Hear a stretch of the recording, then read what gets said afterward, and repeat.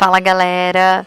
Hoje eu vim conversar com vocês sobre um tema que deixou todos nós amantes dos livros e que compreendemos o papel fundamental da literatura extremamente revoltados, que é a reforma tributária proposta por Paulo Guedes. Sim, aquele ministro da Economia que sempre aparece nas mídias com sua enorme estante ao fundo, com uma quantidade ínfima de livros.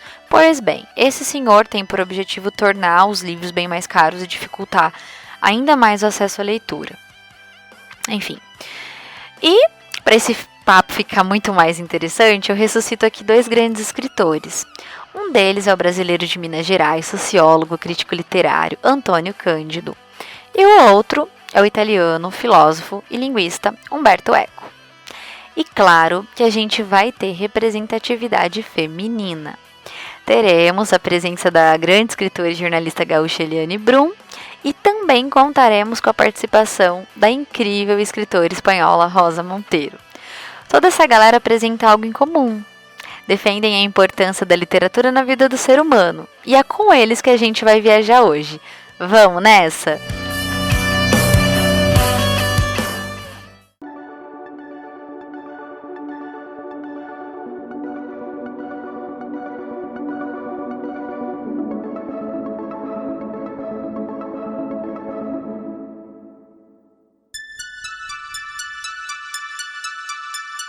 The Trip, o podcast para você viajar pelo mágico universo das múltiplas linguagens.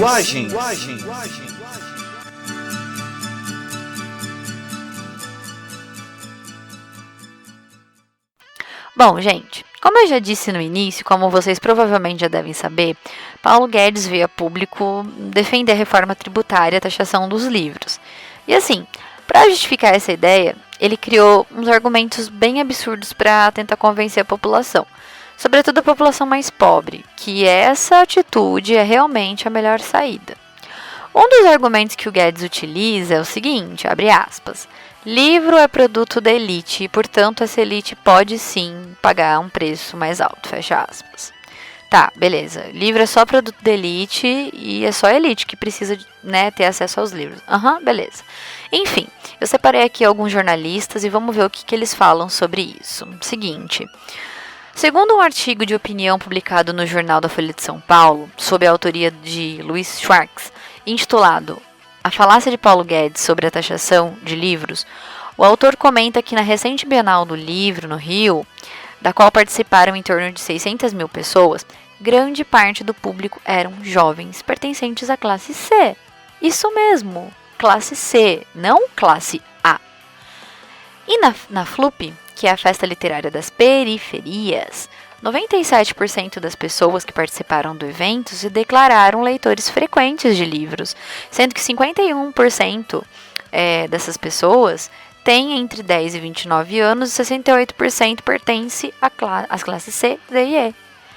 E aí, Guedes, você ainda vai insistir na sua colocação? Bom, o pior, gente, é que não para por aí. Na ânsia de ficar bem na fita com a população mais pobre, o ministro menciona que programas como Bolsa Família seriam beneficiados com a aprovação dessa reforma. Porque, assim, para o Guedes e para a sua trupe, a população periférica só precisa de casa e comida para viver. Leitura é algo totalmente dispensável. É claro, gente, que é inegável que pessoas que precisam, urgentemente do auxílio emergencial e que dependem do Bolsa Família para sobreviver, apresentam necessidades básicas relacionadas à moradia, alimentação, saúde.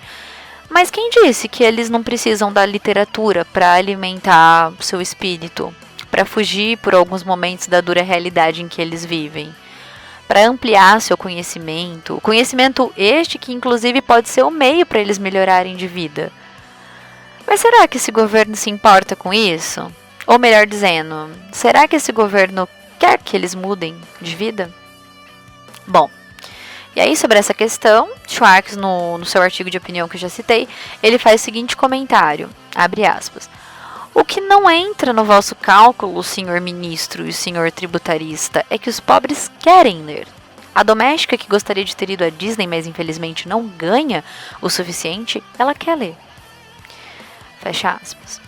E assim, como o jornalista se mostrou super indignado com essa fala ridícula do Guedes, Antônio Cândido, se tivesse vivo, certamente ficaria estarrecido ouvindo esses impropérios, né, que o ministro da Economia disse. Porque para o Cândido, gente, a literatura tem de ser vista como direito básico do ser humano.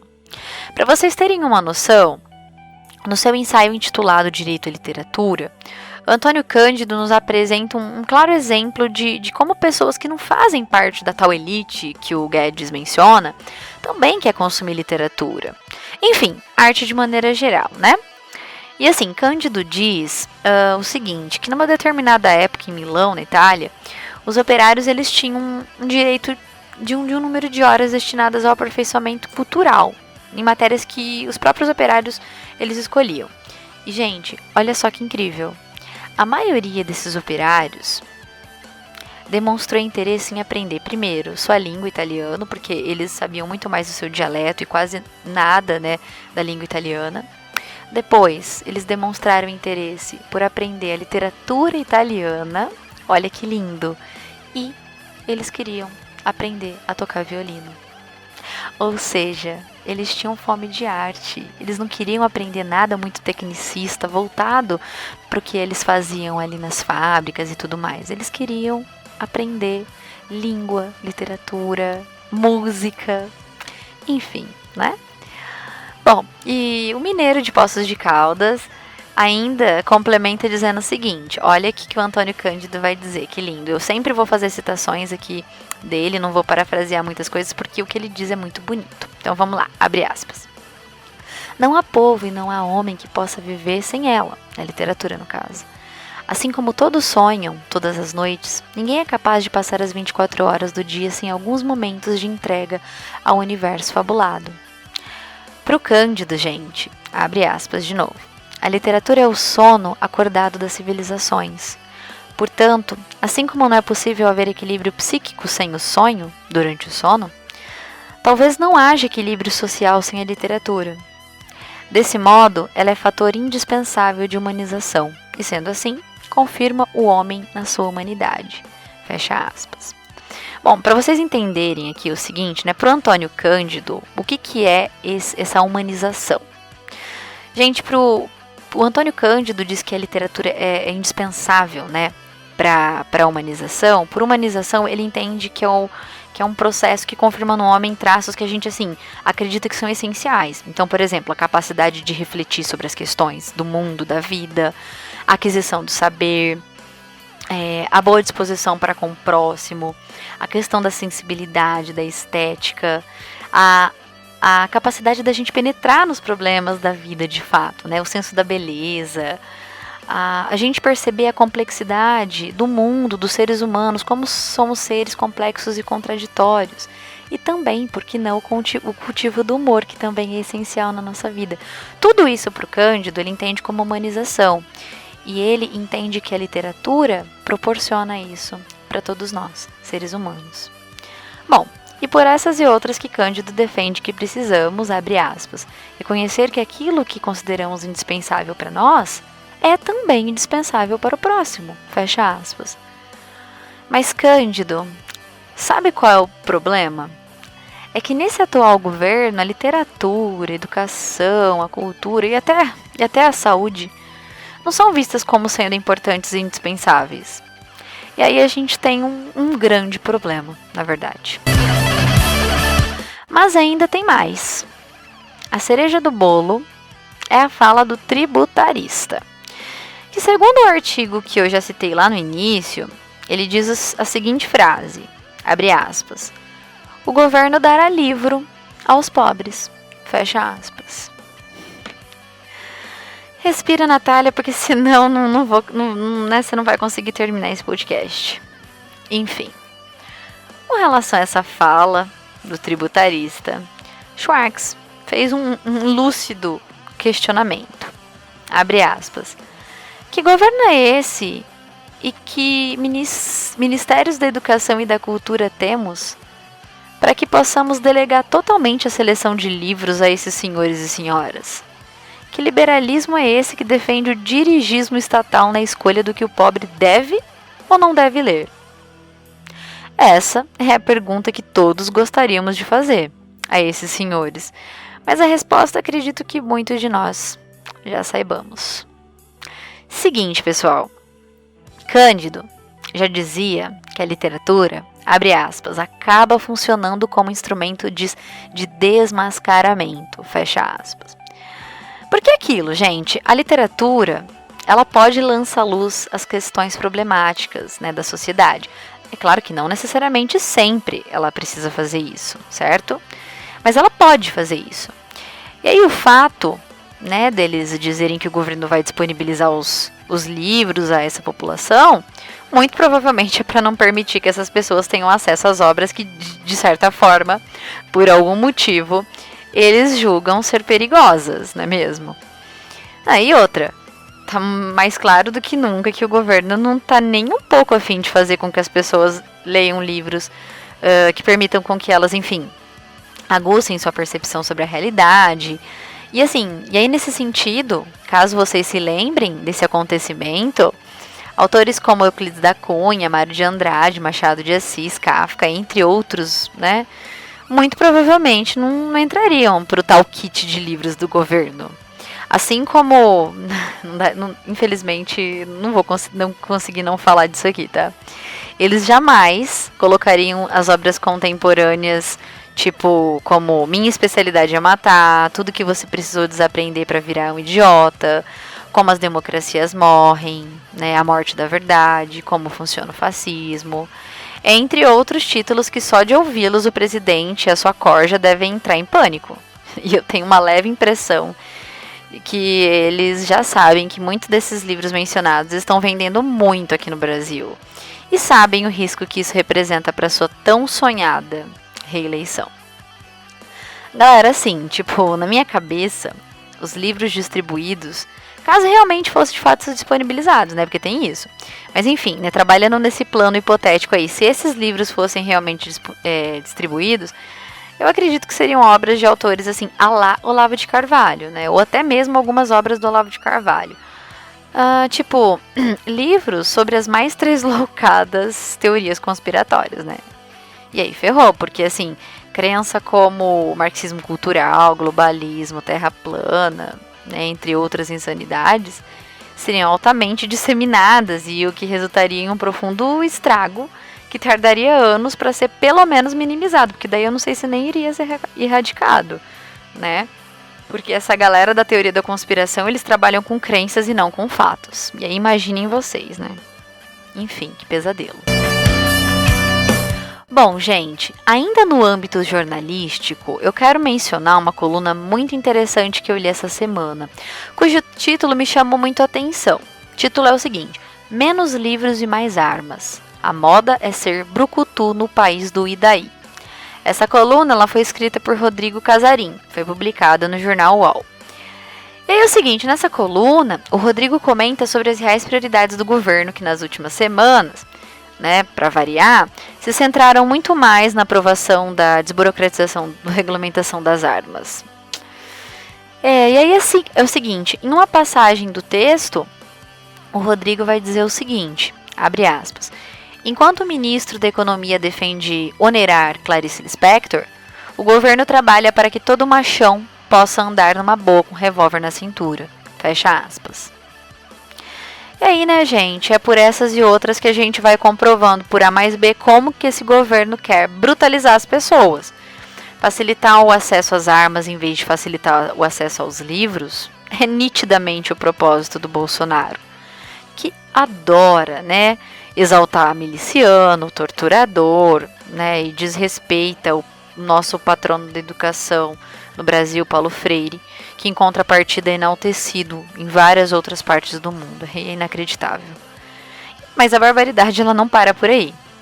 Segundo o professor Dr. João Cândido César Castro Rocha, que é docente na UERJ, né, estadual do Rio de Janeiro, em uma análise que ele fez dos discursos de alguns grupos bolsonaristas, assistindo vários vídeos dessa galera aí, desse pessoal bolsonarista, ele destaca o seguinte, né, que a retórica predominante aí desses discursos é uma retórica de ódio, né, é latente nessas falas esse ódio, E ele enfatiza que o verbo dominante que eles mais utilizam nas suas falas é eliminar, e que o substantivo que mais aparece é limpeza. E vocês já sabem bem qual é o tipo de limpeza a que eles se referem, né, gente? E aí, diante de todas essas situações calamitosas, somadas a todas as outras que caracterizam a índole desse presidente aqui do Brasil, não é de se espantar que o objetivo maior seja muito mais brutalizar as pessoas em vez de humanizá-las. Priorizar bala em vez de histórias, dar de ombros para a morte e não se importar com a vida dos demais. Situação essa que a gente está vivendo exatamente agora em meio a essa pandemia, né? Em que hoje, por exemplo, dia 16 de agosto de 2020, 107.852 pessoas já morreram por Covid. E até o momento, não temos de fato um ministro da saúde, mas o que temos sim é apenas um político que só sabe fazer descaso dessa situação tão séria e tão lástima que estamos enfrentando. Mas enfim, em meio a tanto absurdo, a boa notícia é que essa proposta maldosa está encontrando resistência no Senado, ainda bem. Então, por exemplo, o senador Flávio Arnes, do Partido Rede do Paraná, ele coloca em pauta a dificuldade, né, que os editores já estão enfrentando há muito tempo com a venda de livros, em função de todo esse avanço da internet.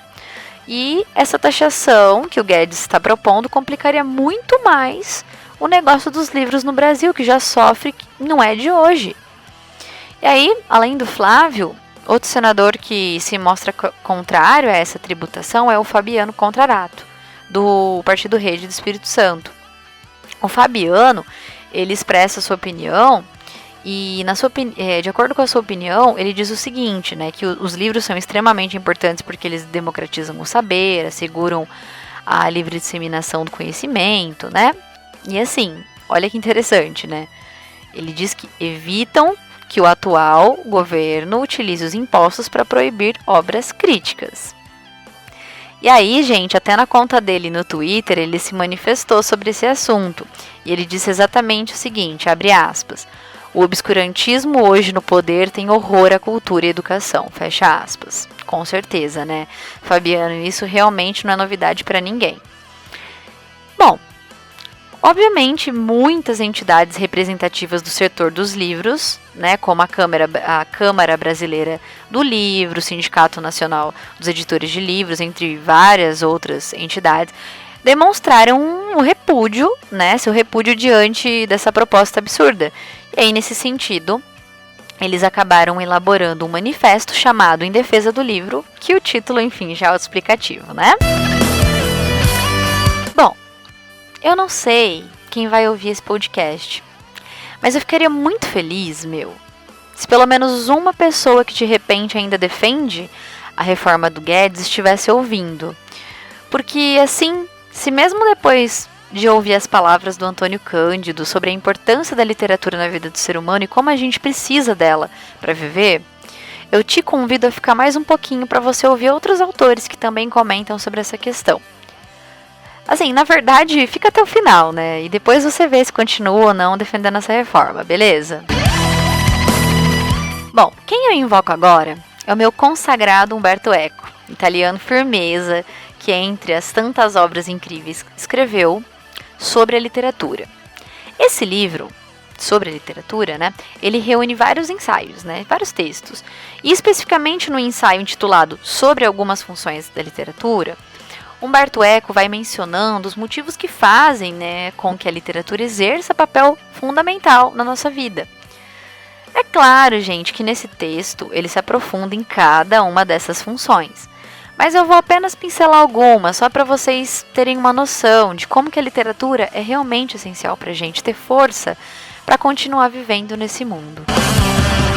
Seguinte, para Umberto Eco, a literatura ela contribui para a formação, estabilização e desenvolvimento de uma língua como patrimônio coletivo. Então, como assim? Então, por exemplo, grandes nomes da literatura de cada país, eles acabam contribuindo para que o seu idioma se fortaleça ao longo do tempo. E aí, nesse sentido, ele faz algumas colocações muito interessantes. Então, ele pergunta assim, o que seria da língua portuguesa sem Camões? Né? O que seria do espanhol sem Cervantes? O que seria do inglês sem Shakespeare? Né? Do italiano sem Dante?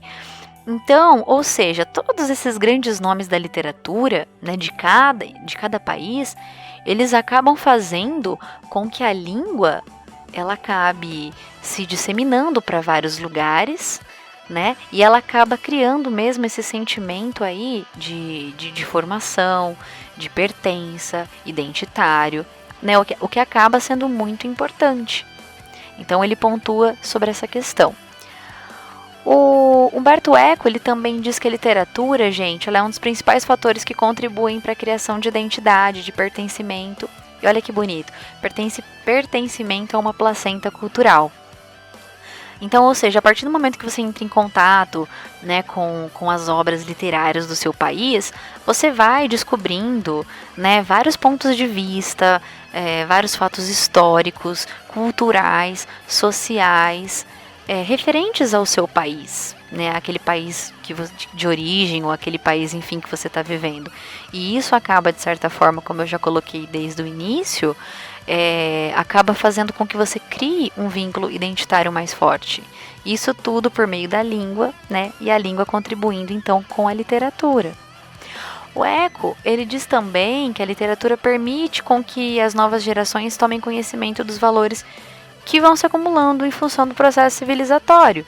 Então, por exemplo, né, a gente tem acesso a esse vasto conhecimento que nós temos hoje, justamente por conta desse monte de obras que foram criadas aí ao longo do tempo, né, que estão registradas por meio dos livros, né? Então, conhecimentos, né, os mais vastos possíveis de várias áreas do conhecimento, nós temos esse saber em função dos livros.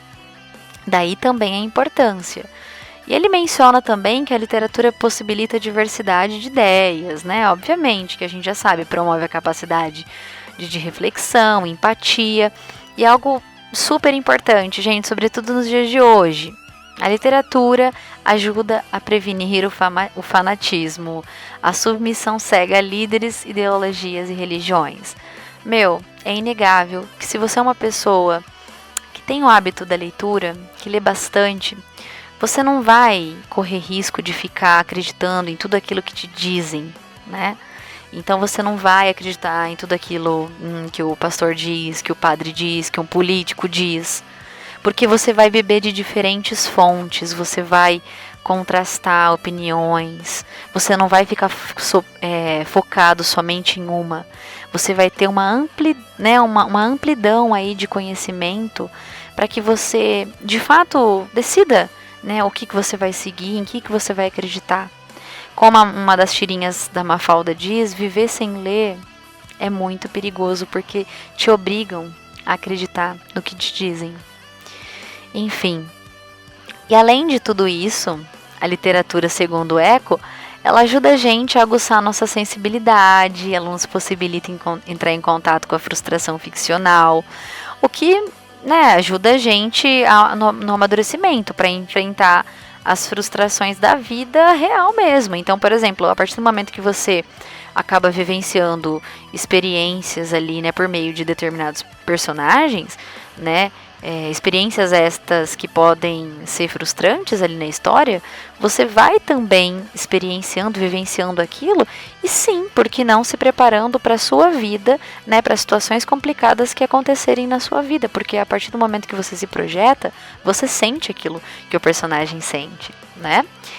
E a literatura, segundo Eco, amplia a nossa visão da realidade e até mesmo nos ajuda a criar novas realidades.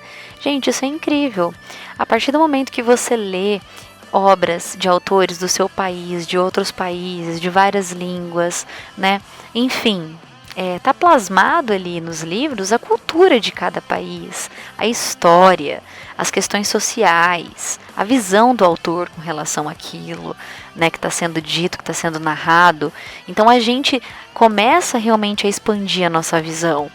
E aí a gente também pode criar outras realidades, outros mundos a partir das leituras e não ficar só na nossa realidade.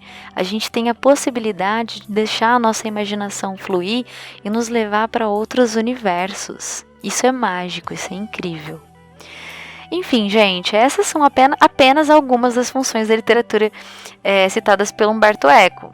há muitas outras, na verdade, mas essas que eu já citei é só para vocês terem uma noção, para que vocês entendam assim, como que a literatura é importante pra gente, né? Assim como é importante ter comida na mesa, né?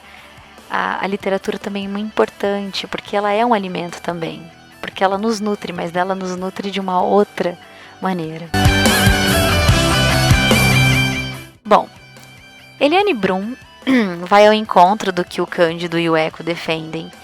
E aí na coluna que ela escreveu, lá na revista Época, em 2010, intitulada A Literatura é Capaz de Mudar Seu Mundo, né? O título é uma pergunta. A Eliane diz o seguinte: gente, a Eliane é incrível, tudo que ela escreve é pura poesia, portanto eu também vou citar para vocês aqui tal qual ela diz. Abre aspas. Os livros precisam deixar de ser sagrados e virar matérias das ruas, tocadas por muitas mãos, marcadas por lágrimas e suor. É importante perder o medo dos livros. Incinerar para todo sempre a ideia de que a literatura é território restrito dos que supostamente sabem mais e torná-la matéria permanente das nossas vidas, espécie de feijão com arroz da alma. Olha que lindo. Entendeu, Guedes? Entendeu o que a Eliane disse? E quando a Eliane se questiona se a literatura pode transformar o mundo, ela responde o seguinte, ela pergunta, né, e responde ao mesmo tempo essa pergunta que ela fez. Abre aspas. Talvez a gente nunca saiba se a literatura é capaz de transformar o vasto mundo de fora. Mas podemos nos arriscar a descobrir, e esta é uma tarefa pessoal e intransferível, se a literatura é capaz de transformar o nosso mundo, o meu, o seu. Acredito profundamente que sim, se tivermos a coragem de tentar, o mundo de dentro vai se alargar. E andaremos por aí carregando o nosso próprio horizonte.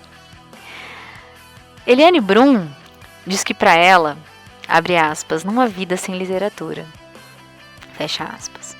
E para a escritora espanhola Rosa Monteiro, abre aspas, a literatura é uma arma poderosa contra o mal e a dor. E que a literatura, ainda segundo Rosa Monteiro, serve para que essa vida tenha mais sensatez, fecha aspas. Bom, gente, por fim, eu trago agora a Viviane Mosé.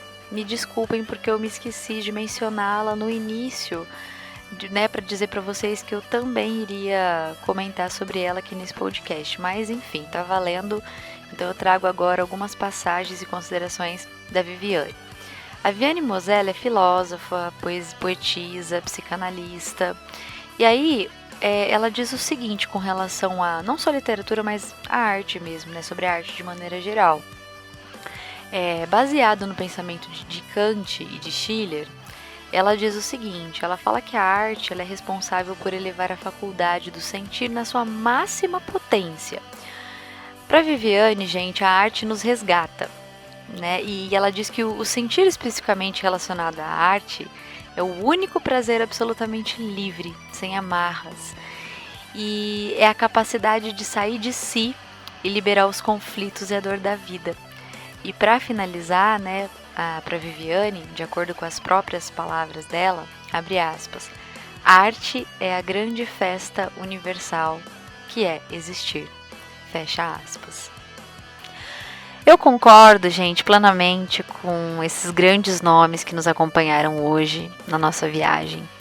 Eu sou professora e eu sempre observo como a leitura de um conto, de uma crônica, de um romance, de um poema, pode tocar o estudante e fazê-lo sentir e refletir sobre o mundo, sobre sua realidade, repensar as atitudes, mas, sobretudo, entender o outro, vivenciar, ainda que de maneira fictícia, situações que ele jamais imaginou experienciar. E aí, por meio das leituras, ele pode ser múltiplo. Ele pode ser herói ou anti-herói, plebeu, príncipe, princesa, bruxa, fada, mago, rei, rainha, enfim. Literatura é isso. É poder ser muitos sem deixar de ser você mesmo. É poder usar várias lentes dependendo de cada personagem que você encarna. E é olhar para o mundo a partir de várias perspectivas diferentes.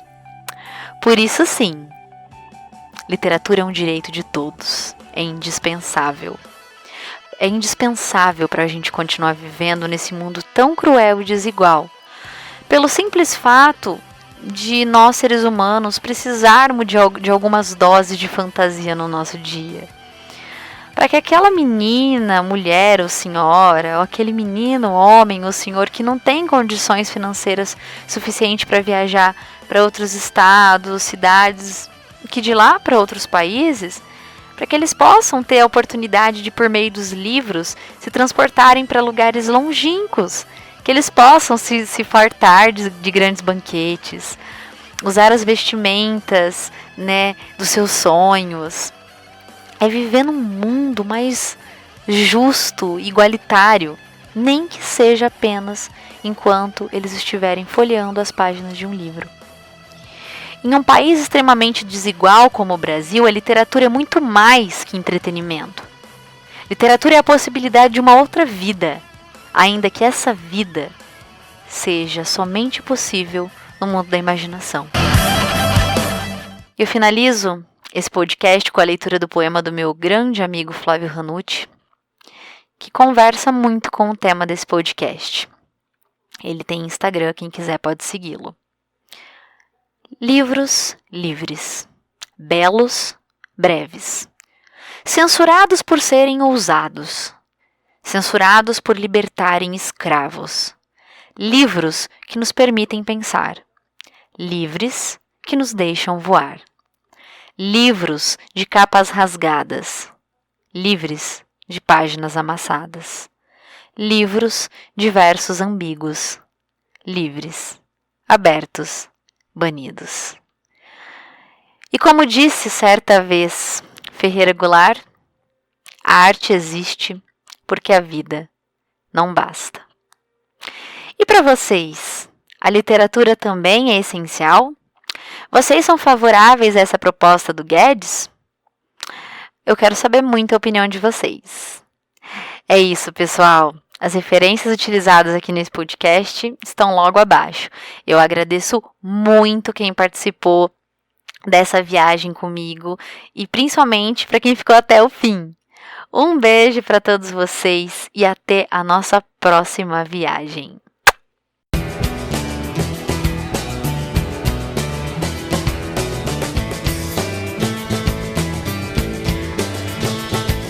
A gente não quer só comida, a gente quer comida, diversão e arte. A gente não quer só comida, a gente quer saída para qualquer parte.